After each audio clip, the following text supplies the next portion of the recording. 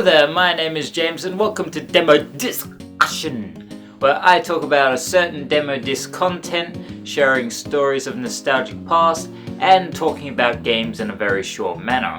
Today's main presentation is the DualShock demo. This demo was released in 1998 and was to demonstrate the powers of the DualShock Analog Controller. It's Jade. Before this brilliant PS1 controller, we had this one, and it had no analog sticks, and it excluded the power of vibration. Sorry. I think when the Rumble Pack came out for the N64, it took the controlling experience by storm, so Sony wanted to get into that innovation, and many generations, we still withhold this controller design many years later, only with minor changes, actually a few changes with the PS4 controller. Rest in peace, Start and Select, you shall be missed. Before I put the disc in, let me show you the case. The front of it has the four main button shapes of the controller in a bended phase, and around it shows jumbled words of Sony's main quote for the console: "Do not underestimate the power of PlayStation." When we open it, we see the full wide-angle controller side, still more quote jumbling as well. The demo did carry a booklet, but I lost that over the years. Anyway, let's get into the meat and potatoes of the DualShock demo. And here we are at the menu screen, and the first thing I want to mention is the music. This tune will probably be very memorable for those people that have played a fair amount of PlayStation demos from Europe and Australia. It gives a high nostalgic vibe once I hear it. It'd be music that'd fit well in a dystopian space station and traversing through the sewers. I don't know if I'm the only one that thinks oddly enough about that, but nevertheless, it's an intimidating track, that's what I'll say. Now, the screen has a background of swirling fluid that could be a depiction of either the Stargate transcending towards a black hole or a toilet bowl with an infinite flush. That's what I would think as a kid. Still do. We also have the button shapes of the controller around the corners, and in the middle the words DualShock, as of which are bopping about the place and really want out of their invisible wall. So for content we have Dead or Alive, Bomberman World, Gran Turismo twice, and Medieval. I'm in a fighting mood, so let's begin with Dead or Alive. Now, I was never an avid player of Dead or Alive. I would be that one that played Tekken or Guilty Gear, Marvel vs. Capcom, or X-Men Mutant Academy. So this demo was the closest I came towards this franchise. The one copy I own Dead or Alive related nowadays is the fourth one. You can tell I'm not a big fan, but I'm willing to play a few games no matter. So the only mode we can squiz at is tournament mode, and we can play as three characters: Kasumi, Li Fang, and Jan Li. I don't really mind whom I play as, so Kasumi I shall pick. And you know what?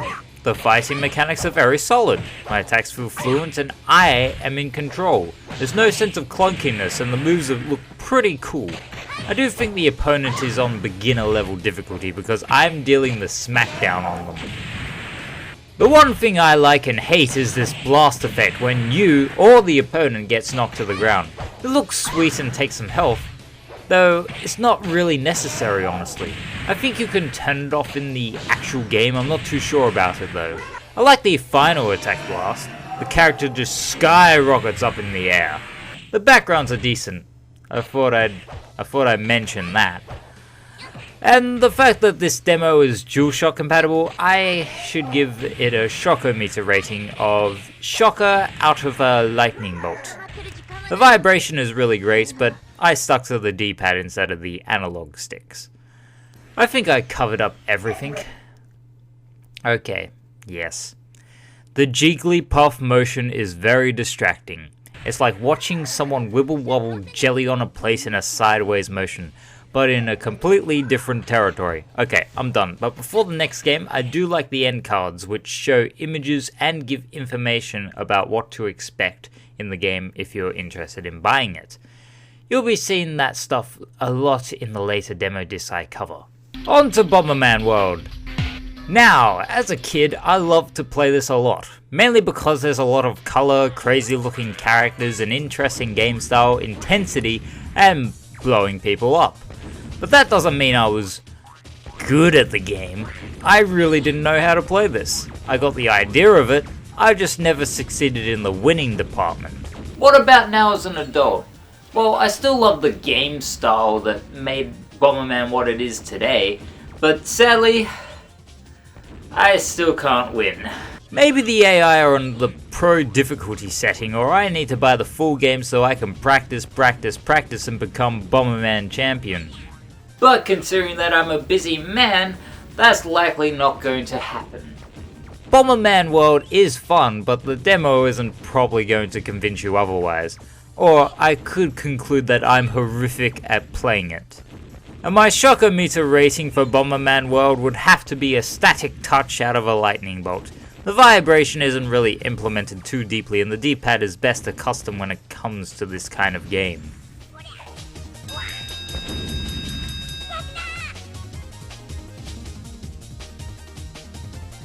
Before I play Gran Turismo, I think I should show you the very random video for it. You know why you're here, so where were you? I told you. You don't want to change your story? No, I took a TVR Supra. Rammed a Nissan Skyline and a Toyota Supra. That's right. And you spun the TVR. Yes! There's no record of a missing TVR or a crash with a Skyline or a Supra that night. Do you want to change your story?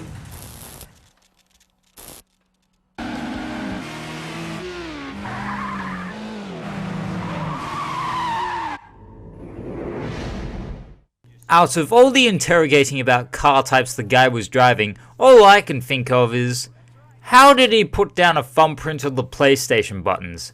Does he have shaped warts on his thumb? I know I'm thinking too much about this minuscule image, but I can't help it. And his other story is that he was playing Gran Turismo?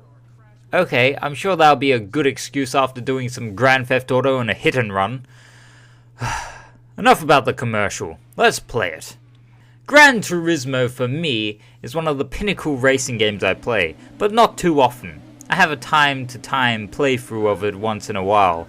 There are other racing games out there that I would definitely play, but Gran Turismo though, this one's a keeper. What I like so much about this game are the little things, such as the sound effects in the menu screen. It's like a nostalgia bell ringing in my ear. The driving feels compact and has a swift flow when going around a corner, whence achieved brilliantly via skill. It still looks pretty good as well. I'm not too much of a nitpicker on graphics and would choose this game over the 6 game. Wait, the 6? I admit that I'm not such a fan of the recent Gran Turismo sequels. 1 to 4 is my limit. So for this demo you are accustomed to the single race mode and can choose between 3 vehicles. I, of course, go with the car filled with sticker brands, the Subaru. And it's a nighttime race at the Clubman Stage R5. One thing I forgot is the amount of HUDs placed on the screen. It's everywhere. I have to admit though, I'm a little rusty. This isn't my absolute best performance in GT, but if I spent a bit more time on it, I'd be crossing that finish line in first. But this brings me to the one thing I dislike about this demo. And that is the time limit. A demo time limit. During the race. You can go as fast as you can, but you won't finish the race. It's questionable. Why not just let me finish the whole race instead of pulling the plug halfway through the gameplay? Well, there's always another time to talk about GT. Seriously, I have plenty of demo discs with Gran Turismo. And for the shocker meter, I'll give it 1.21 gigawatts out of a bolt of lightning, which is 1.21 gigawatts. Last but not least, a video showcasing Medieval, and this is what a video for a game should do. Give us the gameplay and some cutscenes. You could say that it spoils a lot of the content, but honestly, they show it off in brief sections so much that you hardly notice. It's a good thing though, we need to see the variety so we know it doesn't seem sameish throughout. My younger self found this video to be creepy and scary at times, yet immersive. I blame the music that they use, it's very effective. I do wish that they put a playable demo for Medieval because I think it gives a great demonstration for the DualShock controller. Now, I'm keeping it short on the Medieval talk, mainly because the next episode of Demo Discussion will be this. So you'll have to wait till then. Well, that was very anticlimactic.